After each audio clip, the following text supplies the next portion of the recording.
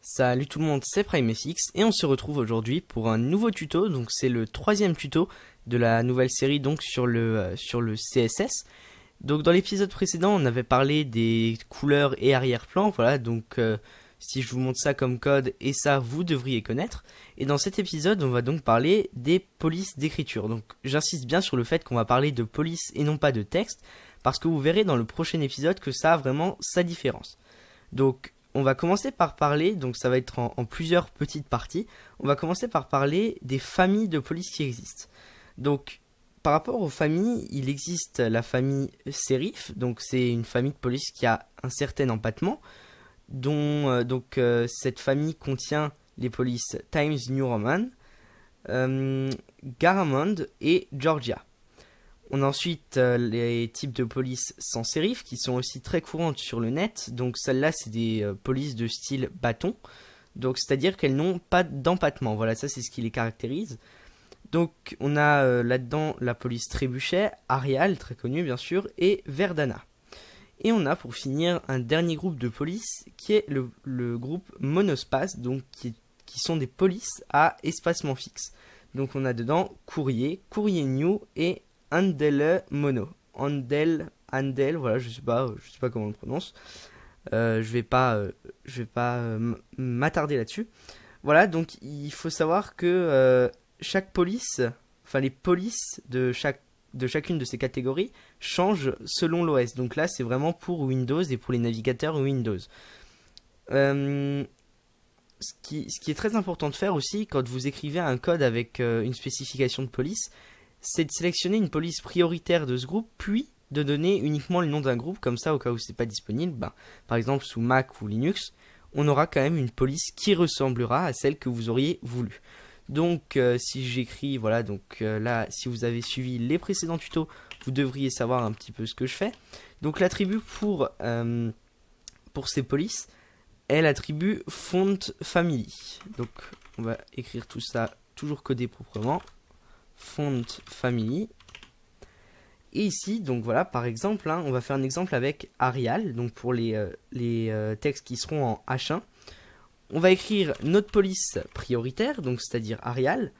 Ensuite, la police de remplacement qui va être Verdana, donc qui est du même groupe. Et ensuite, on va préciser sans sérif. Voilà, comme ça va prendre cet ordre-là. Alors, qu'est-ce que j'entends par là? Simplement que dans votre font family, Arial sera la police principale, donc celle que vous voulez. Si elle n'est pas disponible, on va prendre du Verdana. Et si ce n'est pas non plus disponible, on va prendre, selon l'OS, une police du même groupe, donc de la même catégorie, ce qui est à dire une police de type sans sérif. Voilà, donc on va faire un deuxième petit exemple avec les textes H2 cette fois, donc toujours par rapport au titre. Donc à nouveau le même attribut, font family. Deux points. Ici, voilà, donc pour les noms avec des espaces, les noms de police avec des espaces comme Times New Roman, on va l'écrire avec des guillemets. Voilà. Ensuite, de nouveau la virgule, après ça change pas. Et on va mettre sérif pour dire qu'on veut une police de ce groupe, de cette famille. Voilà, donc on n'oublie pas d'enregistrer. Ensuite, on va écrire un petit peu de texte. Donc voilà, H1. Ceci est un titre en H1. Par exemple, là c'est vraiment pour l'exemple. On duplique la ligne. Donc dupliquer la ligne, c'est CTRL D, au cas où. C'est toujours utile de connaître ces petits raccourcis. Ça fait perdre un peu moins de temps. Voilà. Et ensuite, on va ouvrir notre fichier, donc index.html. Voilà. Donc là, on a bien un titre qui est ici en Arial. Et le H2 en Times New Roman.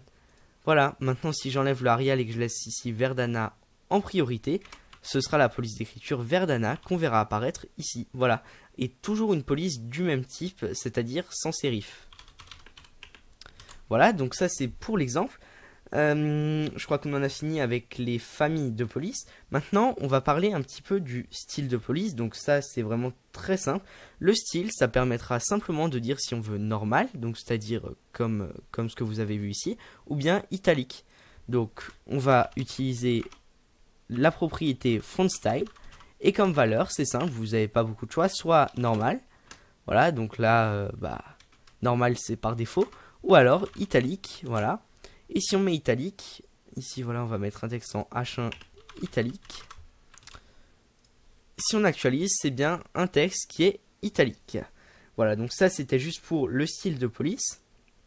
Et ensuite, ensuite on a une catégorie qui est un petit peu plus complexe, qui va être la catégorie small caps.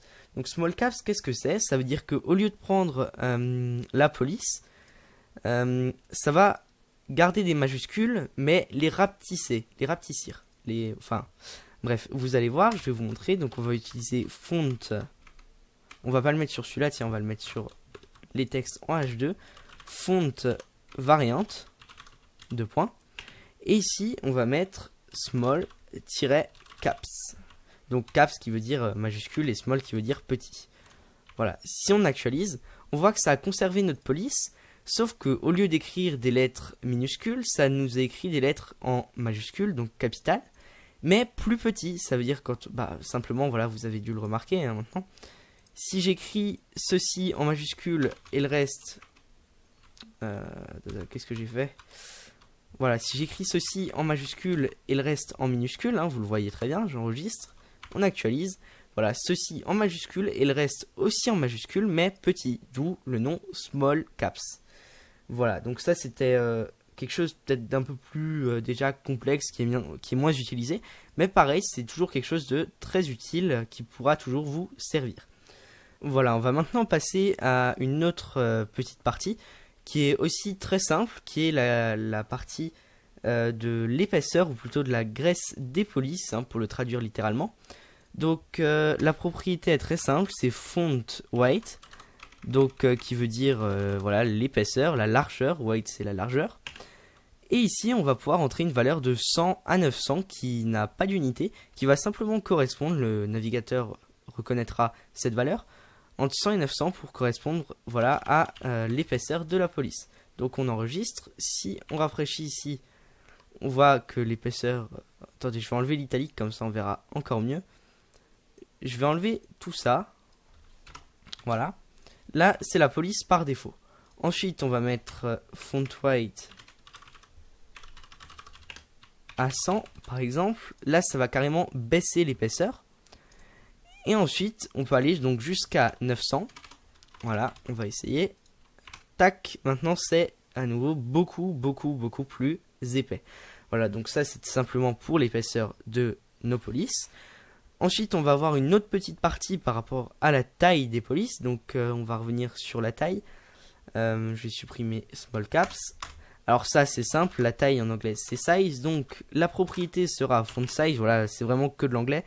Alors, on peut l'exprimer soit en pixels, px, en pourcentage, %, en pt, alors c'est en points, il me semble, je sais pas si c'est exact, voilà, bon. Ou en em, donc là je connais juste les raccourcis, je pourrais pas vous dire le nom de chacun de ces trucs, de ces symboles. Donc, on peut par exemple mettre 30 pixels, donc il faut savoir que pixels et pourcentage...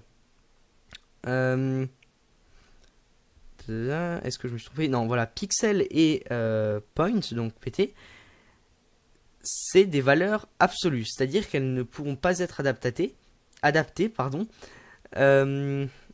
en fonction de l'utilisateur. C'est-à-dire que sur un navigateur, vous avez toujours moyen d'augmenter ou de baisser la taille de vos polices.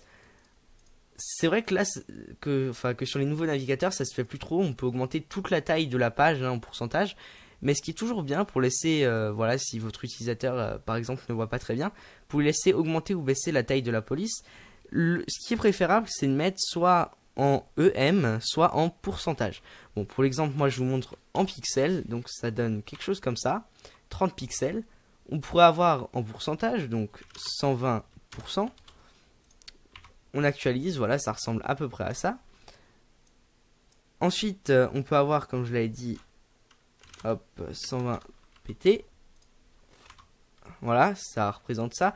Là, c'est vraiment pour vous donner, pour vous montrer un peu à quoi ça ressemble. Et ensuite, un EM, par exemple. Voilà. ça va ressembler à ça. Bien sûr, les valeurs, vous pouvez les mettre de 1 à autant que vous voulez. Bon, après, par contre, généralement, voilà, ça s'affiche. Voilà, ça ressemble à ça, sans EM. Bref, c'est vraiment pour vous montrer un petit exemple. On va enlever cette ligne, à nouveau. Et on n'a plus qu'une dernière petite partie, qui est la partie raccourcie, voilà, qui sera beaucoup plus simple pour vos polices, pour appliquer tous ces paramètres. Donc je vais vous montrer un petit exemple. On va mettre par exemple P pour les paragraphes. On va écrire ici, alors, font, on va dupliquer ça. Alors en premier, on va avoir style, en deuxième, on va avoir weight, enfin white. Ensuite, on va avoir size. Et ensuite, on va avoir family. Voilà. Font style, on peut mettre italique. Font weight, on peut mettre 500. Ensuite, size, on peut mettre 30 pixels par exemple. Et font family, Arial, et toujours en cas de remplacement, sans sérif, donc pour avoir une police du même groupe. On fait ça, on enregistre, on va écrire un petit paragraphe. Voilà, paragraphe, et on va écrire par exemple ceci est un long paragraphe.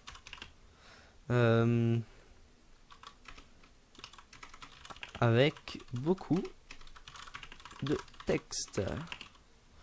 Voilà, c'est juste pour donner un exemple. Si on actualise, on va voir, voilà, ceci est un long paragraphe avec beaucoup de texte, en italique, donc vraiment avec toutes les propriétés qu'on vient de donner. Mais il existe quelque chose pour raccourcir tout ça. On va supprimer ça. Et ici, on va simplement écrire font, italique. Ensuite, on va écrire 500. C'est ce que j'avais mis, hein, il me semble, si je ne me trompe pas. Ensuite, 30 pixels. Ensuite, Arial, virgule, sans sérif, point virgule. Et là, si on actualise, magie, exactement la même chose, voilà. Simplement parce que on peut, enfin, il y a un ordre qui existe, donc l'ordre, il faut le connaître par contre, pour définir chacun de ces éléments l'un après l'autre sur une seule ligne. Donc l'ordre, c'est celui-ci, style. Ensuite, on va avoir variant, hein, parce qu'on peut avoir bien sûr une variante. Là, je n'en ai pas mis. Si vous ne voulez pas mettre un des éléments, vous ne mettez simplement rien. Voilà, c'est tout. Il n'y a rien à mettre. Variante, j'en ai pas mis. Bah voilà. Ensuite, l'épaisseur. Ensuite, la taille. Et pour finir, la famille. Voilà, donc c'est sous cet ordre que se présente ce qu'on veut mettre, voilà, comme valeur. Donc c'est-à-dire qu'ici, j'ai le style italique. Variante, j'en ai pas. L'épaisseur, 500. Size, la taille, 30 pixels. Et family, Arial. Et en remplacement, sans sérif. Voilà, donc ça, c'est vraiment à quoi correspond chacune des propriétés auxquelles on peut affecter une valeur.